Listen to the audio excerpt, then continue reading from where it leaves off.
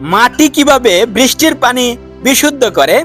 মাটি প্রাকৃতিক পরিবেশের অন্যতম একটি উপাদান। মাটি প্রকৃতির নানান গুরুত্বপূর্ণ কাজ করে থাকে। তার মধ্যে অন্যতম কাজ হলো পানি বিশুদ্ধ করা। মাটি ছাঁকনির মতো কাজ করে বৃষ্টির পানিকে বিশুদ্ধ করে ভূগর্ভে জমায়।